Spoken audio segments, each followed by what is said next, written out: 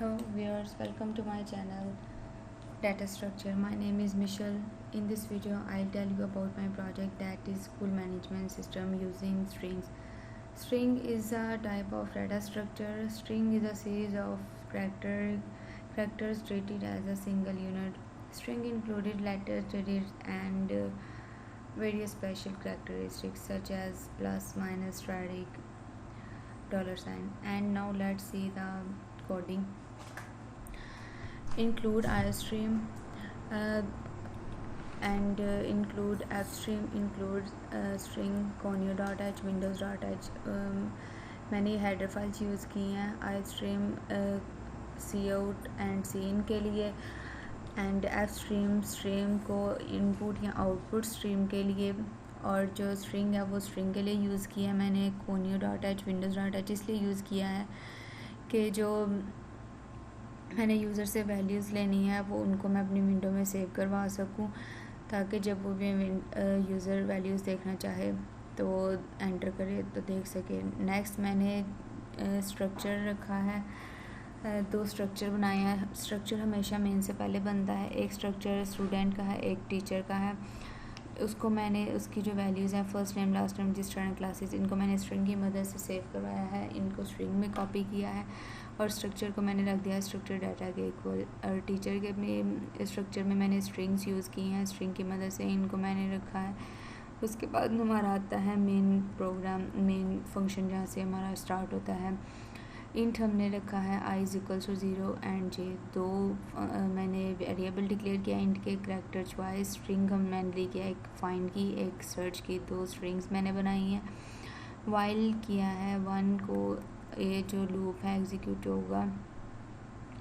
सी out किया है मैंने, जो फ्रंट स्क्रीन है मेरे वो उसको मैंने रखा है, वो मैंने रखी है ये वाली सारी school management system, enter your choice, student information, teacher information, execute program, exit the programme.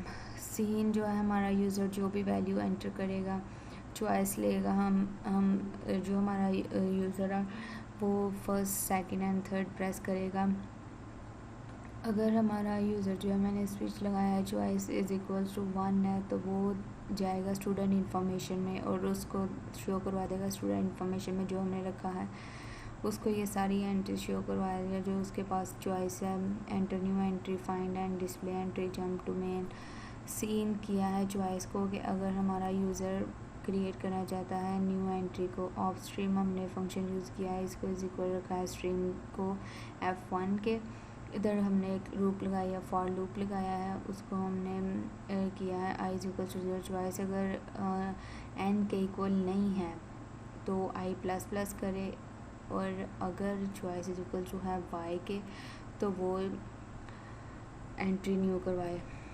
C out रखा है हमने first name, student data dot first name, ये जो हमने स्ट्रक्चर में रखा था, ये हमारा स्ट्रक्चर है स्टूडेंट डाटा का। और फर्स्ट नेम जो हमने स्ट्रिंग की मदद से इसको फर्स्ट नेम को सेव करवाना है। इन सब चीज़ों को हमने स्ट्रिंग में सेव करवाना है।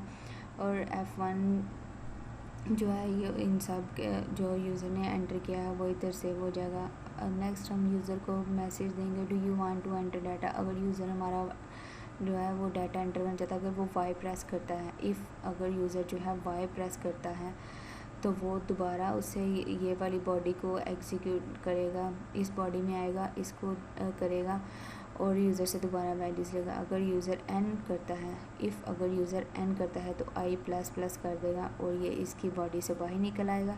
और F1 को हमने यहाँ पे क्लोज़ कर दिया है। नेक्स्ट जो है हम अगर हमारा यूज़र 2 पुट करता है, हमने इस स्ट्रीम से लिया है जो यूज़र से इनपुट लेनी है स्ट्रीम, हमने उधर हमने शो करवा दिया है enter first name to be displayed. अगर फर्स्ट नेम एंटर करे जो यूज़र ने पहले रिकॉर्ड सेव करवाया है देखने के लिए। सी इन फाइंड जो हमने ऊपर स्ट्रिंग रखी थी फाइंड की, उसकी मदद से वो फाइंड करेगा।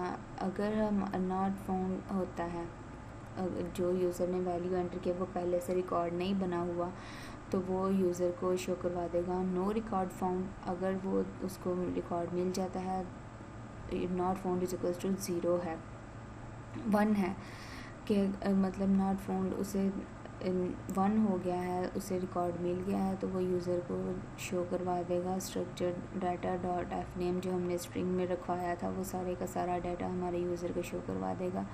गेट लाइन हमने इसलिए यूज़ किया है कि जब तक हमारे पास न्यू लाइन नहीं आती तो वो गेट लाइन उसी लाइन पे रहेगा और कोई लाइन पे नहीं नेक्स्ट नहीं मूव करेगा। उसके बाद F2 हमने यहाँ पे दूसरा फंक्शन भी क्लोज़ कर दिया है। और नेक्स्ट हमने रखा है कि प्रेस एनी 2 टाइम्स की, एनी की प्रेस 2 टाइम।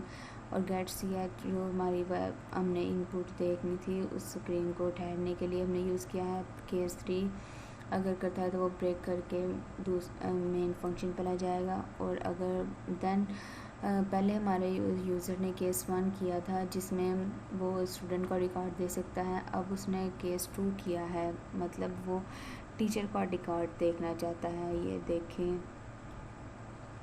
पहले यूज़र ने फर्स्ट एंटर किया था तो वो स्टूडेंट का रिकॉर्ड देख रहा था, अब हमारा यूज़र ने सेकंड एंटर किया है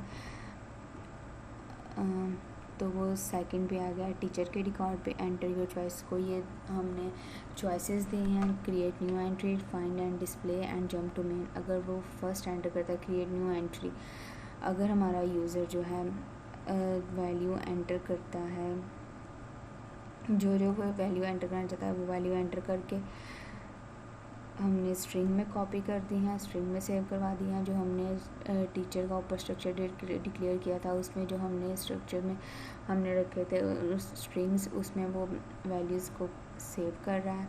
अगर हमारा जो है यूज़र वैल्यू और एंटर करना चाहता है, अगर वो वाई प्रेस करता है तो वो फिर दोबारा से इसी इफ़ की बॉडी में आ जाएगा और सारी वैल्यू यूज़र से एंटर करवाएगा। अगर हमारा यूज़र यहाँ पे चॉइस ये डाटा में एंटर करता है नो, तो वो इंक्रीमेंट कर देगा आई में +1 इंक्रीमेंट कर देगा और इस बॉडी से बाहर निकल आएगा। और फिर T1 का फंक्शन जो है हमने क्लोज़ कर दिया है।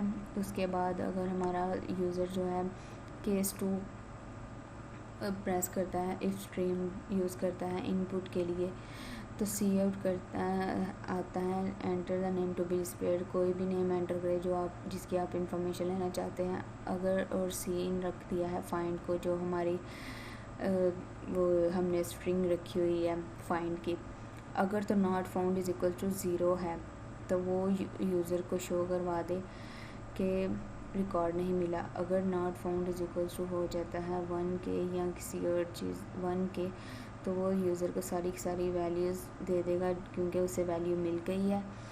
और जो जो हमने वैल्यू स्ट्रिंग में रखवाई थी, स्ट्रिंग की मदद से हमने कॉपी की हुई थी स्ट्रक्चर में, तो वो सारी की सारी वैल्यू स्ट्रक्चर की मदद से हमारी स्ट्रिंग को डिस्प्ले कर देगा जो हमने वैल्यूज़ रखी हुई हैं। और उसके बाद उससे पूछेगा कि एनी, जब वो रिकॉर्ड देख लेगा तो वो कोई भी की 2 दफ़ा प्रेस करेगा तो वो प्रोग्राम से मेन पे आ जाएगा और केस 3 को ब्रेक कर देगा। एंड पे हमने सारे अपने फंक्शंस और ब्रैकेट्स और सारे स्ट्रक्चर्स हर चीज़ को क्लोज़ कर दिया है। ये हमारी कोडिंग थी। अब इसकी एग्जीक्यूशन देखेंगे हम, प्रोग्राम कैसे एग्जीक्यूट हो रहा है हमारा। उसके लिए ये हमारे प्रोग्राम की आउटपुट है। जो हमारा प्रोग्राम है ये हमने जो उसको फर्स्ट पे उसकी लुक दी हुई है, ये उसकी नेक्स्ट चॉइसेस हैं। अगर यूज़र फर्स्ट 1 एंटर करता है तो वो इसके पास ये 3 चॉइसेस आ जाती हैं। हमने पहले से एक रिकॉर्ड एंटर किया हुआ है, हम देखते हैं कि वो रिकॉर्ड हमारे पास शो होता है। 2 एंटर करेंगे तो वो enter name to be displayed, कौन सा नेम आप डिस्प्ले जिसकी आप इंफॉर्मेशन लेना चाहते हैं, हम यहाँ पे नेम डिस्प्ले एंटर करते हैं तो हमारे पास ये इस नेम की जो हमने नेम एंटर किया उसकी सारी इन्फॉर्मेशन आ गई है। अब कोई भी की हम 2 दफ़ा प्रेस करेंगे तो वो वापस चला जाएगा और मेन पे जाने के लिए हम 3 प्रेस करेंगे। अगर हम टीचर की इन्फॉर्मेशन लेना चाहते हैं तो 2 में जाएंगे। अगर हम टीचर का कोई रिकॉर्ड देखना चाहते हैं 2, अब हम इस टीचर का रिकॉर्ड दें, उसकी सारी की सारी इन्फॉर्मेशन हमारे पास आ गई है। इसके बाद कोई भी की 2 दफ़ा प्रेस करेंगे मेन पे जाएंगे, हम 3 प्रेस करेंगे तो मेन पे चले जाएंगे। ये हमारा प्रोग्राम था और इसकी ये आउटपुट एंड इतना एंड ये इसका लास्ट है। अगर हम 3 प्रेस करते हैं हमारा प्रोग्राम एग्ज़िट हो जाता है और चंद सेकंड लेता है। अगर हम कोई भी की प्रेस करते हैं उसको तो हमारा प्रोग्राम ख़त्म हो गया है। ये हमारा प्रोग्राम था। And thanks for watching my video and like and subscribe my video. Thanks for listening. Thank you so much.